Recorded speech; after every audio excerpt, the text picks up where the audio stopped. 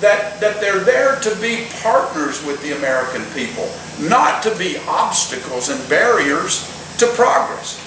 Last year, we saw an 11% decrease in drilling for oil on federal lands. I'm not sure this president knows what an all-of-the-above energy policy is. I think his idea of an all-of-the-above energy policy is anything all and above the ground, because he doesn't seem to want us to go after anything that's below the ground. He's got an all-out war on the coal industry. The EPA, through its clean air standards, are shutting down coal-fired power plants, making it economically infeasible for them to operate. And through the Department of the Interior, going after coal mining itself through onerous regulations like the rewrite of the string buffer zone. And we have to stop that, and we have to fight. And I believe if we do that, remember what happened when John Kennedy said we're going to the moon in 10 years? We didn't make it in 10 years. How many of you know how many years it took us? 7. 7 years. And the reason that we did it in 7 years was because he engaged every fabric of our society. Our economic will, our industrial will, our military, our scientific community, our academic community, our military. Everybody was engaged in the space race. We saw industries crop up around space exploration. We saw millions of jobs created. We saw young people lining up to go to institutions, to major in programs to prepare them for careers in space exploration. And at the end of that period, we saw one of the most innovative periods of American history. How many of you have a cell phone on you? Technology came out of the space era. How many of you have a flat screen TV at home? Digital technology came out of the space era. How many of you have ever had arthroscopic surgery? Non-invasive surgery, or you know someone who has. We had to figure out how to operate and protect our space travelers in an emergency. Even medical technology advanced because of ideas around space exploration.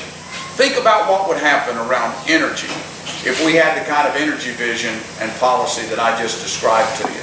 I believe at the end of the day, we would see millions of jobs created, we would see industries crop up, we would see manufacturing return, we would see young people going into programs to prepare them for careers, and we would learn how to use, harvest, distribute, store energy in ways that we have never even imagined. Because I believe exactly what the Prime Minister of Australia believes, that Americans can do anything. We've always been able to do anything.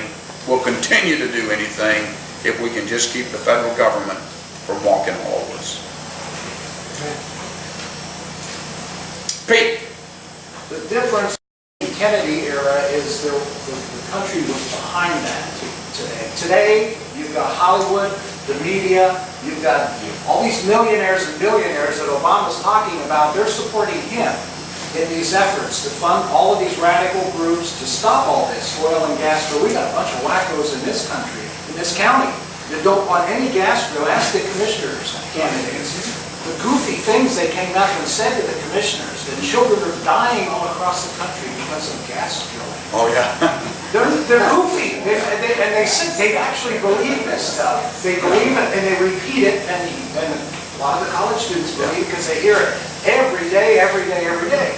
So, you know, you had one goal where the country was behind going to the moon and progress and everything, and we were going to pay any price, fight any war to see that freedom. When's the last time Obama ever used the word freedom?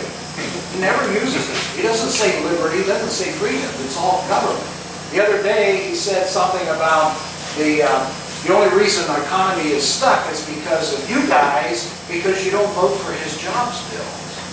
The stimulus bills were too stingy. You didn't spend enough. If you had spent billions, we wouldn't be in this mess. And that's the worldview that these people have.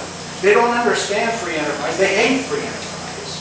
They hate private sector. They don't want private sector jobs, and they actually say it when you cut through all the rhetoric. It's all promoting government because they worship government. That's all they know. That's all Obama's ever known. He's never had to work in the private sector. All he knows is government and taxes and punish successful people. And if we do that, everything will be fine. Pete, you just made the case why this November 6th Yeah. is so vitally important for America. You just made the case why that's true. If anything hasn't awakened the spirit of the American people to their civic responsibilities, to number one, to vote, and to encourage their family and their friends to also vote. You know, it's amazing to me that, roughly 1 in 3 about Americans vote? Something like that? I looked at the polls, I can tell you that. But Yeah. That's about right. We have, my precinct has 1,100 people in it. If I get 400 to 450, we've had a good day. It's not about who's the prettiest. It's not about who's the handsomest. It's not about who's necessarily the most eloquent speaker. It's about character. It's about integrity. It's about getting the job done. And I hope that the American people this time will look deeply into the candidates that they support and the people that they vote for, and send to Washington people that have proven track records of performance.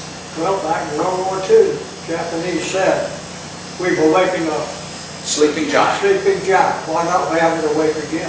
Well, I think we're awake, Poppy. My prayer is that we are. Absolutely. Two last things. One is hydrogen fuel.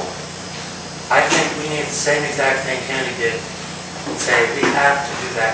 We can use water, we can create energy, we can run everything off of it.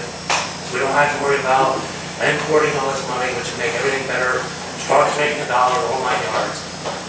And once we get to that, we can use water that gives off H2O as it goes. We can save the environment, we can save our economy, we can save our dollar, and we need the whole country to get... Hydropower is one of the many energy sources that we need to look more toward. It's one of the overall puzzle. It's not going to solve the problem by itself, but it's one of, I believe. My grandson's already rigged his car up with the hydrogen in it. Well, and we need to get the commodities market, stop having oil and gas run there, these big banks and these big investors play with the commodities market and drive the price of oil down so they can... The speculation. Yeah. All their billions and billions, and all it is that we're paying for all of it.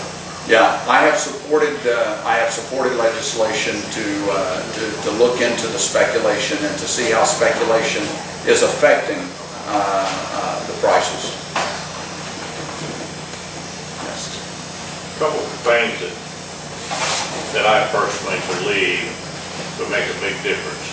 Number one is you take all the authority away from the EPA and make them an advisory group. Because I worked at a power plant for 35 years, I've seen a lot of changes because of the EPA. Some things that didn't need to happen, but it did because of the EPA. And number two, is you people, and I'm saying you, not thinking you personally, but as a group, need to uphold the law and not bend it and make it fit. Yeah, I agree with you. And here's, on your first point about the EPA, we passed a piece of legislation called the RAINS Act. Have you ever heard of it? It sits where at? It's on the top of that cordwood stack sitting up over in the Senate. It's called the RAINS Act. R-E-I-N-S. It's an acronym. It stands for Regulations by the Executive in Need of Scrutiny. The EPA and all the regulatory agencies, they work for the executive branch. But we passed a piece of legislation, if the Senate would act on it, that requires that any regulation that costs the American economy more than $100 million a year. Now that's a big number, but it's a small number when you consider the price tag of many of these regulations that come out of those agencies. But any regulation that costs more than $100 million in a year would have to come back before the voice of the American people for approval. So we have started to try and move in that direction to rein in these agencies, and we have passed numerous pieces of legislation designed to do that, but they sit stacked up over in the Senate.